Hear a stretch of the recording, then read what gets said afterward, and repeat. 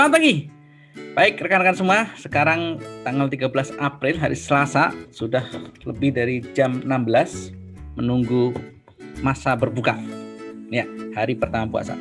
Ya, di video pertama kita sudah simak tentang bagaimana cara menghitung penghasilan neto. Nah, jadi cara menghitung PPHUP itu dimulai dari penghasilan neto. Sebenarnya sih dari penghasilan bruto dulu. Penghasilan bruto kemudian dihitung penghasilan netonya. Nah, cara menghitung penghasilan netonya itu ada di video sebelumnya ya. Nah, sekarang di bawah penghasilan neto ada satu hal yang bisa menjadi pengurang, yaitu zakat atau sumbangan keagamaan yang sifatnya wajib. Gitu ya. Wajah saya akan saya hilangkan dulu. Ya.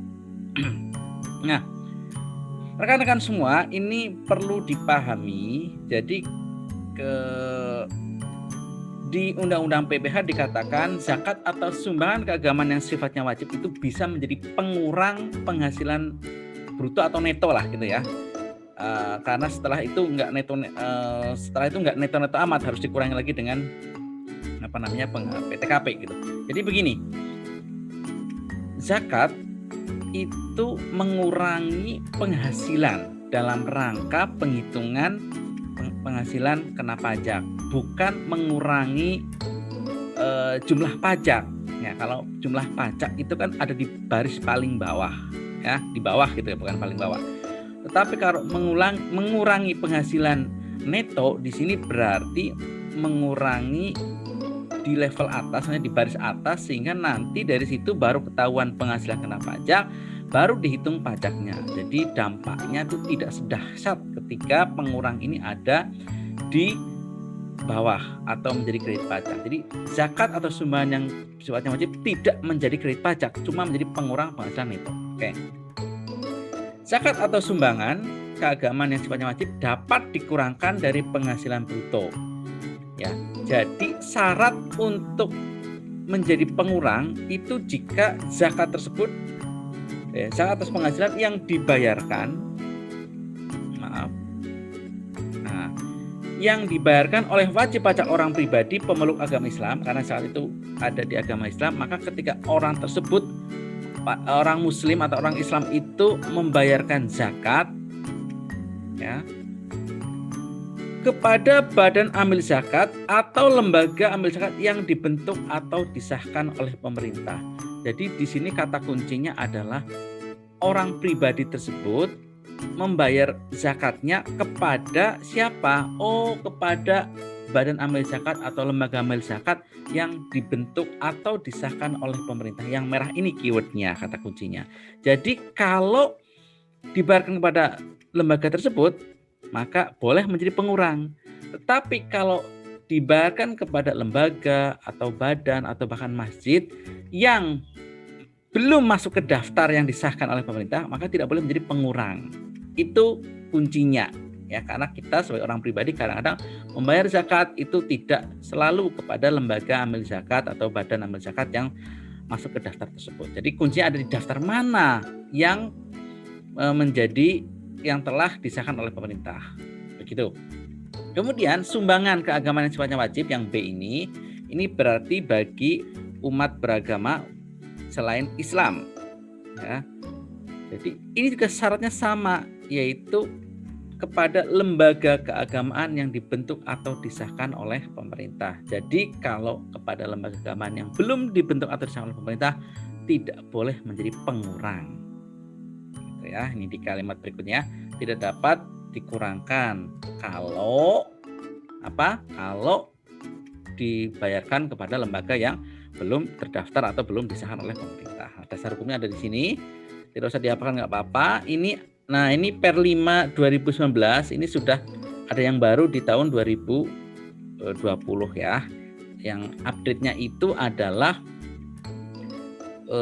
menambah daftar dari lembaga yang telah disahkan. Kita lihat per yang baru tersebut. Nah, ini per 15 tahun 2020 ini adalah badan atau lembaga yang dibentuk atau disahkan oleh pemerintah yang ditetapkan sebagai penerima zakat atau sumbangan keagamaan yang sifatnya wajib yang dapat dikurangkan. Jadi kalau membayar kepada lembaga-lembaga ini A sampai I itu boleh menjadi pengurang penghasilan bruto dari pembayarnya gitu. Jadi yang A, di bagian A itu kalau bayar zakat kepada badan amil zakat yang sifatnya nasional, provinsi ataupun kabupaten kota. Nanti kalian bisa cek sendiri di Per 15 tahun 2020. Kemudian kepada lembaga amil zakat skala nasional ada 28 nomor di situ. Ya, silakan dicek. Kemudian kepada lembaga amil zakat infak sedekah, ya ini Lazis ya. Ada dua di sini, Lazis NU, Nahdlatul Ulama dan Muhammadiyah. Ini lembaga ormas agama yang cukup besar di Indonesia. Kemudian lembaga amil zakat skala provinsi ada 17. Lembaga amil zakat skala kabupaten kota ada 29 nomor, 29 lembaga. Lembaga penerima dan mengelola sumbangan keuangan Kristen, disingkat Lem Sakti. Kemudian ada Lem Sakti, ada Yaski dan Yayasan Kasih Persaudaraan Bangsa. Kemudian lembaga penerima sumbangan keagamaan Katolik, ini disebut Bakat namanya. Kemudian lembaga pengelola dana sosial keagamaan Buddha wajib tingkat nasional ada 5 lembaga, dan yang terakhir lembaga penerima sumbangan keagamaan Hindu BDDNYADP itu ya. Jadi kalau ke sini nanti bisa dikurangkan. Biasanya akan ada tanda terimanya, akan ditulis NPWP kita, tanggal bayarnya kapan, itu membuat itu menjadi dokumen yang menjadi pengurang penghasilan bruto ya. Nah, oke. Setelah penghasilan neto dikurangi dengan zakat atau sumbangan, itu hasilnya adalah penghasilan neto setelah zakat atau sumbangan. Kemudian item di bawahnya adalah penghasilan tidak kena pajak. Ini menjadi pengurang juga. Penghasilan tidak kena pajak berarti seperti batasan. Kalau kita menerima penghasilan sampai dengan jumlah tersebut, maka penghasilan kita tidak kena pajak. Ini sudah kalian pelajari di semester lalu di perpajakan 1 ketika menghitung PPh pasal 21. Nah, saya akan merefresh dulu bahwa biar lebih ingat lagi, PTKP untuk orang pribadi diri yang bersangkutan itu 54 juta ya. Kalau kita menikah, kalau bahasa pajaknya kawin di sini, maka mendapatkan tambahan 4,5. Ya, jadi untuk orang pribadi sendiri 54, kalau menikah 4,5 tambahannya ya. Kemudian yang ini saya lewati dulu ya. Tambahan untuk seorang istri yang penghasilan gabung saya lewati dulu. Saya lompat langsung ke bawahnya, yaitu tambahan untuk setiap anggota keluarga sedarah dan keluarga semenda dalam garis keturunan lurus serta anak angkat yang menjadi tanggungan sepenuhnya. Paling banyak 3 orang untuk setiap keluarga. Jadi yang bisa menjadi tanggungan di sini adalah maksimal 3. Kalau 4 tetap dihitung maksimalnya 3. Ya, masing-masing itu 4,5 juta. Nanti di bawah siapa yang boleh menjadi tanggungan ada di bawah ya. Jadi yang boleh menjadi tanggungan itu anggota keluarga sedarah dan keluarga semenda. Nah, kita lihat ini. Sebentar. Anak angkat juga boleh nih. Anak angkat boleh menjadi tanggungan. Anak angkat itu misalnya adalah ada laki-laki, ada perempuan, mereka menikah. Nah, tetapi yang perempuan ini statusnya janda, gitu ya. Janda punya anak 1 ini ya. Anak 1. Nah, menikah dengan bujangan. Nah, jadilah keluarga yang bahagia sejahtera. Nah, siapa itu anak angkat di sini? Nggak ada. Nah, kenapa? Karena yang di sini ya, ini namanya anak tiri. Anak tiri ini. Anak tiri. Jadi begitu menikah, si anak dari janda tersebut menjadi anak tiri bagi laki-laki ini. Apakah boleh menjadi tanggungan? Boleh. Karena dia merupakan keluarga sedarah dari istri. Nah, kalau anak angkat itu adalah anaknya orang. Anak orang yang tidak terkait dengan suami istri ini, kemudian kalau bahasa kerennya diadopsi. Ya, dirawat, dibiayai sepenuhnya menjadi ke sini. Nah, ini adalah anak tiri. Maaf, anak angkat gitu ya. Kalau anak tiri yang ini, anak tiri, kalau ini anak angkat. Ya. Oke, kita lihat. Anak angkat yang menjadi tanggungan sepenuhnya itu apa? Ternyata di sini ada tandanya adalah tidak mempunyai penghasilan dan seluruh biaya hidupnya ditanggung oleh wajib pajak. Kenapa? Kadang-kadang ada anak angkat yang dalam tanda petik bohongan. Karena tradisi Jawa misalkan, ini saya angkat jadi anak ya, tapi sebenarnya itu cuma simbol. Dia tetap tinggal sama orang tuanya, tetap dibayarin oleh orang tuanya, gitu ya. Jadi tidak menjadi anak angkat dalam pengertian dipajak. Ya. Baik, kita lihat ini ketentuan berikutnya. Nih, yang boleh menjadi PTKP yaitu punya hubungan keluarga sedarah dan semenda yang mana? Jadi sedarah lurus. Jadi ada satu keluarga punya ayah. Selama ayahnya tidak punya penghasilan, maka itu boleh menjadi tanggungan dari keluarga tersebut. Ibu juga sama. Ibu kalau nggak punya penghasilan boleh menjadi tanggungan. Anak kandung otomatis. Anak kandung boleh menjadi tanggungan ya selama dia tidak punya penghasilan. Kalau anak kandungnya sudah punya penghasilan dan dewasa, ya, maka dia dikeluarkan dari keluarga tersebut secara pajak. Pemajakannya nggak gabung dengan keluarga tersebut, nggak boleh menjadi tanggungan karena dia sudah dewasa dan punya penghasilan. Tapi kalau sudah dewasa nggak punya penghasilan juga, ya nggak apa-apa. Hubungan orang tua ke anak kan tak terputus. Demikian juga dengan PTKP. Selama anak kandung itu tidak punya penghasilan, maka dia boleh menjadi tanggungan keluarga tersebut selama-lamanya. Ya, mudah-mudahan nggak selama-lamanya ya, sampai kemudian dia punya penghasilan dan dewasa ya. Kemudian ada juga ini sedarah kesamping. Contoh dari saudara kesamping adalah saudara kandung, kakak atau adik kandung kita. Itu mungkin dia perlu bantuan kita, bahkan mungkin ditanggung kita sepenuhnya secara pengertian real kehidupan nyatanya. Tapi dalam pengertian pajak itu tidak boleh menjadi tanggungan kita. Realnya memang ditanggung sepenuhnya, dibayar oleh kita, misalkan seperti itu ya. Tapi dalam pajak tidak bisa menjadi tanggungan. Semenda lurus, contohnya mertua. Semenda itu kan berarti gini, semenda itu kan kalau sedarah lurus tuh kayak gini ya. Kalau semenda berarti ke samping gitu ya, ke samping. Nah, kalau semenda agak ke samping ya semenda ya. Semenda lurus berarti ke atas atau ke bawah, tetapi masih apa namanya ya? Ya karena ini masih dalam keluarga. Kalau paling contoh yang gampang ya mertua. Ini kan dia itu sedarah bagi istri kita. Nah, itu ya. Sedarah bagi istri kita, bagi kita itu semenda. Lurus berarti ke atas atau ke bawah.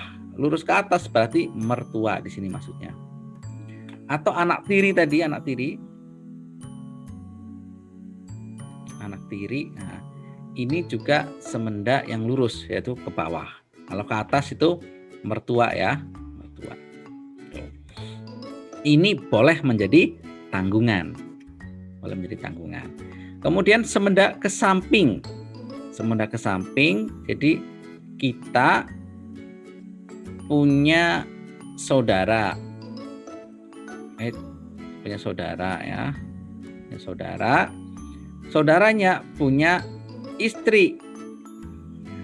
Ini namanya semenda ke samping. Ipar. Nah, ipar ini bukan tanggungan. Wong saudara kandung aja bukan tanggungan, gitu ya. Jadi yang tanggungan ditandain saja yang A dan yang C. Itu sedarah lurus ayah, ibu, anak kandung, gitu ya. Ingat ini syaratnya adalah kalau ayah ibu harus tidak punya penghasilan. Anak kandung juga sama, tidak punya penghasilan dan belum dewasa. Kalau ayah dan ibu ya pasti sudah dewasa, gitu ya. Maka syaratnya kalau ayah dan ibu menjadi tanggungan kalau sudah tidak punya penghasilan sama sekali. Nah, kemudian semenda lurus mertua, selama mertua tidak punya penghasilan maka boleh menjadi tanggungan, masuk ke PTKP. Anak tiri juga sama, ya, selama dia tidak punya penghasilan sendiri dan kita biayai sepenuhnya. Oke.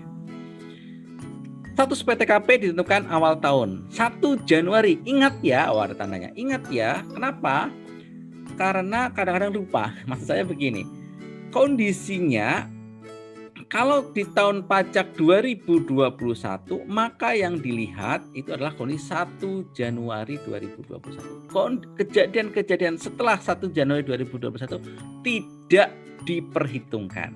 Jadi 1 Januari 2021 masih single, ya, maka selama tahun 2021 dia dianggap single walaupun tanggal 2 Januari pukul 0001, wah, awal bulan 2, awal tanggal 2 bulan Januari menikah, tetap aja dia secara PTKP adalah tidak kawin. Itu ya. Kemudian untuk orang asing yang menjadi WPDN pada tahun berjalan ditentukan pada keadaan awal bulan menjadi WPDN. Jadi, beda halnya dengan orang asing tapi kemudian menjadi subjek pajak dalam negeri atau otomatis menjadi wajib pajak dalam negeri, maka dia misalkan menjadi WPDN di mana? Di bulan April 2021. Maka yang dilihat adalah 1 April 2021 dia bagaimana kondisinya. Tidak lihat 1 Januari 2021 karena dia menjadi WPDN itu adalah pada bulan April, bukan dari Januari. Oke. Ya, notasinya TK dan K saya harap kalian sudah paham itu. Nah, ini yang belum kita bahas yang ini ya, KI ya, KI. Oke. Kita mundur lagi ke sini. Yang saya lewati tadi yang ini nih. Ini saya lewati tadi. Saya tambahin. Tambahan untuk seorang istri yang penghasilannya digabung dengan penghasilan suami. Ini tidak didapatkan dalam rangka penghitungan PPh pasal 21. Ya. Jadi ini hanya ada tambahan untuk seorang istri yang penghasilannya digabung dengan penghasilan suami, itu hanya ada dalam konteks perhitungan PPh orang pribadi. Itulah yang membedakan kenapa dulu ketika membahas PPh pasal 21 tidak dikenal itu. Ini hanya ada di penghitungan PTKP untuk PPh orang pribadi akhir tahun, bukan pasal 21. Nah, maksudnya bagaimana? Jadi ketika ada laki-laki punya istri, ya, istrinya itu ternyata punya penghasilan, yang penghasilannya itu menurut ketentuan perpajakan itu menjadi digabung dengan suaminya, maka keluarga tersebut otomatis berhak mendapatkan PTKP tambahan 54 juta. Ini notasinya ditambahkan dengan tambahan I. Gitu. Kenapa saya katakan sesuai ketentuan perpajakan? Karena ingat, laki-laki kadang-kadang punya istri, tetapi istrinya punya penghasilan dari satu pemberi kerja dan keluarga tersebut status kewajiban perpajakannya adalah kakak. Kalau kondisi kakak, maka penghasilan istri dari satu pemberi kerja tidak digabungkan. Maka keluarga tersebut tidak berhak dengan status yang I. Itu maksudnya. Ya. Berarti ini gimana muncul kondisi I? Muncul kondisi I jika penghasilan istri tidak final sehingga boleh digabungkan dengan suami. Nah, itu kata kuncinya seperti itu. Kita lihat ya, mana yang KI. Nah, ini yang hijau ya benar ya. Oke.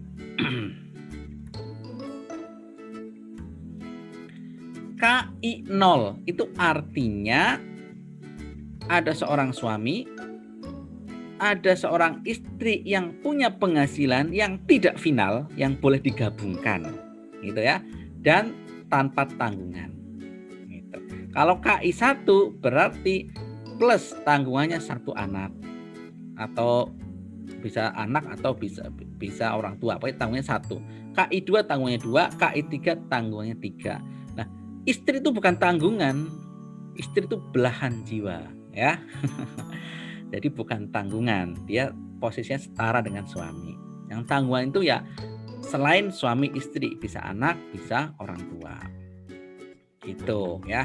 Jadi yang perlu dipahami kapan menjadi K0, kapan menjadi KI0, kapan K1, kapan KI1. Ini yang perlu diperhatikan dengan baik ya. Jadi KI ini adalah diberikan rambu-rambu adalah untuk keluarga yang penghasilan istri digabungkan dengan suami. Digabungkan dengan suami berarti tidak final. Itu ya kata kuncinya. Dengan kondisi istri sebagai berikut. Jadi pertama, jika istri mempunyai usaha yang tidak dikenakan final. Kalau punya usaha laundry, usaha laundrynya tidak terkena PPh final, maka penghasilan istri digabungkan dengan suami dan status keluarga tersebut, PTKP keluarga tersebut menjadi KI sekian, gitu ya, tahunnya sekian. Istri mempunyai pekerjaan bebas, punya istri, istrinya adalah notaris, contohnya. Punya istri, istrinya artis, maka KI, gitu ya. Istri mempunyai penghasilan lebih dari satu pemberi kerja, istri kerja di PTA dan PTB, oke, berarti digabungkan KI, gitu. Kemudian istri mempunyai penghasilan dari bukan subjek pajak yang tidak memotong PPh pasal 21. Contohnya apa ini? Contohnya adalah jika si istri dari bukan subjek pajak. Bukan subjek pajak itu apa? Kita belajar kemarin di subjek pajak. Yang bukan subjek pajak itu adalah kedutaan besar contohnya, ya, lembaga internasional. Maka kalau istri punya penghasilan dari bukan subjek pajak, berarti misalnya istri bekerja di kedutaan besar. Dia karena bukan subjek pajak, dia tidak memotong PPh pasal 21. Tidak bisa diatur-atur dalam hukum pajak Indonesia karena bukan subjek pajak di Indonesia. Karena belum memotong PPh pasal 21, artinya si istri penghasilannya belum dikenakan pajak, maka boleh digabungkan dengan suami dan PTKP keluarga tersebut menjadi KI. Itu ya salah satu contohnya. Ada satu lagi sebenarnya di kemarin di video sebelumnya, yaitu ketika istri bekerja tapi berkaitan dengan kegiatan usaha suami atau pekerjaan bebas suami. Contohnya si istri bekerja menjadi tenaga akuntansi di kantor notaris suami. Itu juga digabungkan dengan penghasilan suami dan status keluarga tersebut KI, gitu. Jika keluarga itu KI, maka PPh pasal 21 yang telah dipotong terhadap istri akan menjadi kredit pajak bagi keluarga tersebut. Kenapa kondisi seperti ini? Karena tidak final. Kalau tidak final, maka potongan pajaknya juga tidak final. Jika istri mempunyai penghasilan semata-mata dari satu pemberi kerja, maka bagi suaminya penghasilan tersebut bersifat final. Karena ini kakak. Gitu. Kalau keluarga tersebut nggak kakak, misalkan memilih MT, memilih terpisah, atau PH, terjadi perjanjian pemisahan harta dan penghasilan, maka beda lagi ceritanya, tidak final. Nah, kalau final, maka penghasilan istri tidak digabung dengan suami. Ingat ya, ini kondisi kakak. PTKP suami adalah kawin, bukan KI. PPh pasal 21 yang dipotong terhadap istri tidak menjadi kredit pajak. Oke. Ini contoh PTKP. Sayangnya ini udah ada jawabannya ya, jadi kalian udah tahu nih. Oke, nggak apa-apa. 2 Januari 2020, Amir menikah. Dia menanggung ibu kandung yang merupakan pensiunan PNS dan adik kandung yang cacat mental. PTKP tahun 2020 adalah TK0. Kenapa TK0? Karena tahun 2020 yang dilihat adalah kondisi 1 Januari. 2 Januari menikah nggak peduli, 1 Januari kok. 1 Januari terus gimana? Kan menanggung ibu kandung yang merupakan pensiunan PNS. Harusnya boleh jadi ini dong. Nah, tanggungan nggak bisa karena ibunya masih punya penghasilan. Pensiunan PNS itu dia menerima penghasilan tiap bulan. Terus adik kandung gimana? Kan kasihan cacat mental. Iya, sama orang tua, sama adik kita harus sayang ya. Kalau perlu dibantu ya dibantu, malah harus ya. Tetapi dalam pajak tidak boleh menjadi tanggungan ya. Jadi kalian harus pisahkan antara kewajiban moral kita sebagai manusia dengan aturan pajak ya. Tetap kalian harus ikhlas ya. Nih. Oke. Kemudian Anto dan Ani menikah dengan dikaruniai 2 anak kembar laki-laki. Wow, selamat Anto dan Ani ya. Karena ingin anak perempuan, mereka telah 2 tahun mengambil dengan izin mengadopsi maksudnya bayi perempuan tetangganya sebagai anak dan hidup bersama mereka. Ani tidak bekerja. 2 anak berarti menjadi PTKP, menjadi tanggungan, plus ini menjadi punya anak angkat. Hidup bersama mereka ditanggung sepenuhnya, dibiayain sepenuhnya, maka menjadi K3 gitu ya.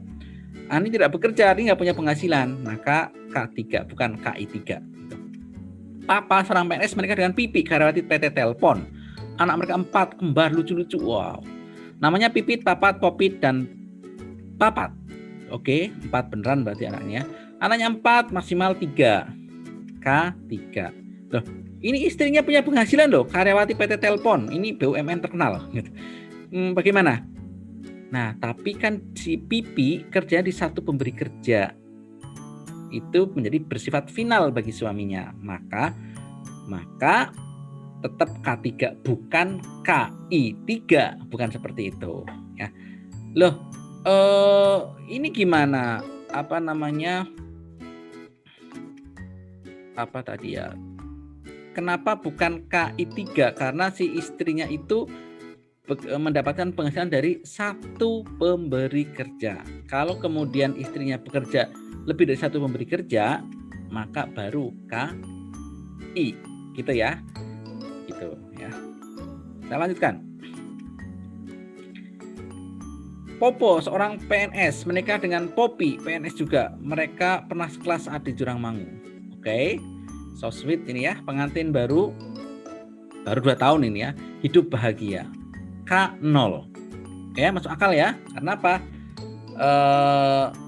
K0 karena istrinya juga punya penghasilan sebenarnya, tapi dari satu pemberi kerja, maka bersifat final.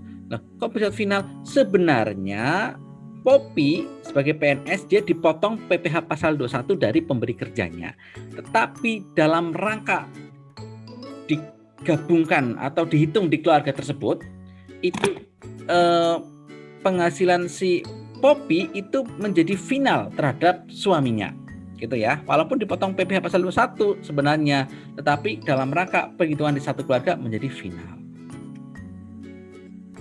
Oke, tidak berhak status I, tapi mereka berhak untuk bahagia. Baik, lanjut. Pepeng, seorang PNS DCBC, alumnus D3 Akuntansi Pakistan, menikah dengan Ari, karyawati swasta yang bekerja di PTA dan PTB. Mereka baru memiliki 4 anak. Wow, targetnya mungkin banyak ya. Ini menjadi KI3. Kenapa?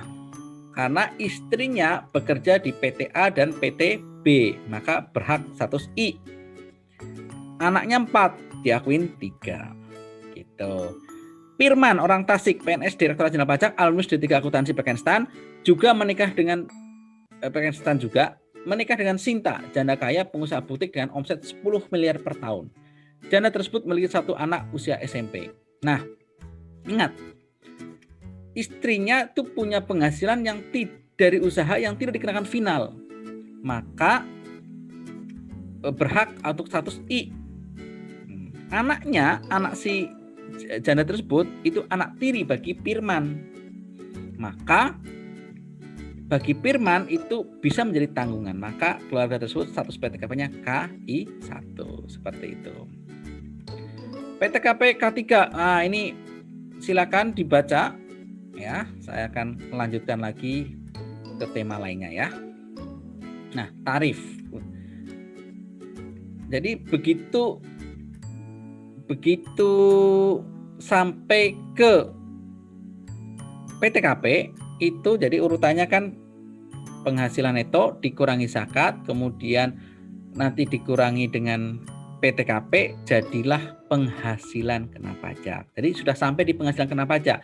Begitu sudah sampai penghasilan kena pajak, tinggal dihitung pajaknya berapa. Cara menghitung pajak PPh itu adalah tarif dikali dengan DPP-nya, yaitu penghasilan kena pajak. Tadi sudah ketemu penghasilan kena pajak, kita mau bicara tarif. Tarifnya itu seperti yang kalian pelajari di PPh pasal 21, Ini sama ya, saya tidak akan bahas ini lagi ya, dengan asumsi kalian sudah paham. Kalau belum paham, ya pahami lagi gitu. Nah, hanya satu yang perlu kalian ingat lagi, salah satunya adalah dalam penerapan tarif pajak, jumlah penghasilan kena pajak dibulatkan ke bawah dalam ribuan rupiah penuh. Jadi kalau hasil tadi dikurangi PTKP, ternyata misalkan belakangnya nggak bulat, misalkan hasilnya adalah 16 juta 316 kayak gitu ya. Kemudian ini mau dihitung berapa PPh terutangnya, maka dikalikan tarif gitu ya. Tarifnya 5% itu kalau sama dengan 50 juta. Berarti kalikan 5% dong, gitu kan. Kalikan 5%. Nah, jangan buru-buru. Ini dibuletin dulu ke bawah menjadi 16 juta. Jadi dibuletin ke bawah. Tuh, walaupun ribuan ke bawah. Walaupun misalkan ini adalah semula 16 juta 900. Wah, ini kan harusnya ke atas. Enggak, tetap 16 juta. Gitu, ya. Nah, ini contohnya nih. Penghasilan itu sekian. Zakatnya 4 juta menjadi pengurang jadi segini setelah zakat. Kompensasi kerugian enggak ada. Kemudian penghasilan itu setelah kompensasi kerugian sekian. PTKP sekian. Penghasilan kena pajaknya itu harusnya belakangnya ada 785 kan buntutnya. Nah, ada ekor 785, 785, 785. Ini kemudian dicoret menjadi tetap 000 seperti itu. Nah, menghitung PPh terutang kalian harus sudah ahli. Penghasilan kena pajak 20 juta ya kali. Berarti ini sampai dengan 50 juta. Pakai ini 5% tarifnya, maka 1 juta ya, 5% sih. 100 juta berapa? 100 juta itu berarti dia di lapisan kedua, kena 5 dan 15. Hitung ya, 10 juta. Kemudian 300 juta. 300 juta kena lapis yang berapa? Lapis 1 tuh sampai dengan 50, lapis 2 tuh 50 sampai dengan 250. Maka ini udah 3 lapis gitu. Kemudian 400 dan seterusnya ya. Seterusnya. Yang mau main cepat itu sebenarnya di sini nih. Jadi kalau 500 juta itu pasti 95 juta. Ini kena di 5, 15 dan 25%. Gitu. 5, 15, 25%. Maka kalau lebih dari 500 juta ya sudah pasti sudah kena tarif 30%. 600 juta itu berapa? 600 juta pasti kayak gini nih. Kalau 500 juta kenanya adalah 3 lapis dan jumlahnya 95 juta. Jadi 500 juta kan 95 juta, maka 600 juta itu berarti sisanya adalah 100 juta. 100 juta kalikan tarif tertingginya 30%. Maka jumlahnya pasti 95 juta ya. Plus 100 juta kalikan 30% sama dengan 30 juta. Pasti sama dengan 95 plus 30 juta sama dengan 125 juta. Ini biar cepat. Nah, kredit pajak untuk orang pribadi. Jadi setelah ketahuan PPh terutang, maka pengurangnya adalah kredit pajak. Kredit pajak itu kita lihat apa saja. Kredit pajak itu pengurang pajak. Ini biasanya telah dibayarkan karena adanya sistem withholding system dan juga ada yang dibayar sendiri yaitu PPh pasal 25. Oke. Kredit pajak pertama, PPh pasal 21 yang tidak final. Kenapa disebutkan tidak final? Karena ada PPh pasal 21 yang final. Contoh PPh pasal 21 yang final itu pemotongan PPh atas honorarium atas APBN kepada PNS. Nah, maaf. PNS ini itu bisa juga PNS dan TNI, Polri atau pensiunannya ya. Ini sengaja disingkat. Kalau ada PNS, TNI, Polri atau pensiunnya menerima pemotongan PPh pasal 21 yang sifatnya final, maka itu tidak bisa menjadi kredit pajak. Ya, itu poinnya seperti itu. Kemudian PPh pasal 21 yang tidak final. Kenapa? Karena ada PPh 22 yang final. PPh 22 yang final itu adalah nih baru muncul terakhir yaitu SPBU. Ya, kalau kita usahanya SPBU, kita telah dipungut PPh 22 final ketika kita order ke produsen atau importir. Ya. PPh pasal 23 tidak ada yang final, maka semuanya boleh. Pasal 24 itu kredit pajak luar negeri di luar cakupan pembahasan kita. Nanti di PPh Badan saja kita bicara PPh pasal 24 luar negeri. Kemudian PPh pasal 25 angsuran ini adalah yang telah kita bayar sendiri di tahun tersebut. Yang telah loh ya, namanya juga kredit pajak itu udah dibayar. Pasal 26 itu tadi kondisi ketika semula dia SPLN kemudian menjadi SPDN. Maka dulu kan kenanya pasal 26 itu bisa menjadi kredit pajak dalam kondisi apa? Dalam kondisi khusus seperti ini, yaitu dia kemudian berubah menjadi WPDN, wajib pajak dalam negeri. Pemotongan pajak yang final tidak dapat menjadi kredit pajak. Jadi diingat-ingat pemotongan pajak yang sifatnya final, jadi kalian cek lagi jenis-jenis penghasilan sifat final, dipotong pajak final itu tidak boleh menjadi kredit pajak. Ini contoh dalam rangka menghitung PPh kurang atau lebih bayar untuk wajib pajak orang pribadi karyawan ya yang bersumber dari pekerjaan. M, mendapatkan gaji dan tunjangan sebagai PNS dosen setahun 500 juta. Oke. Masih prihatin ya 500 juta. Kemudian 500 juta, kemudian misalkan pengurangan penghasilan bruto selama setahun adalah 12 juta. Dari mana data ini? Dari bukti 1721 A2 ya, nggak perlu dihitungin, udah ada datanya ya. M satu istri dan 2 anak masih SMP, dipotong PPh pasal 21 dari kampusnya sebesar 75 juta setahun ya. Dari bukti potongnya ada tuh 75 juta. Nggak perlu dihitung, udah dihitungin oleh pemberi kerja. Ini dalam hal ini seperti itu ya.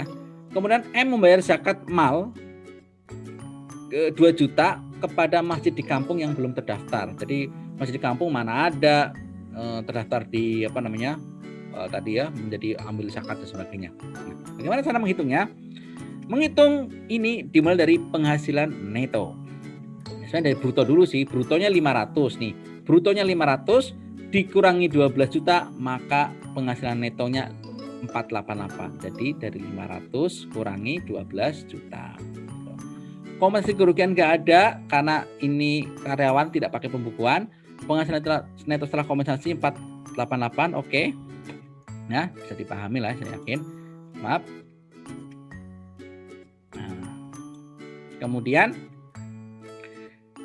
zakat, karena dia bayar zakatnya ke masjid kampung, tadi tidak terdaftar sebagai lembaga amil zakat atau badan amil zakat, maka tidak bisa dikurangkan.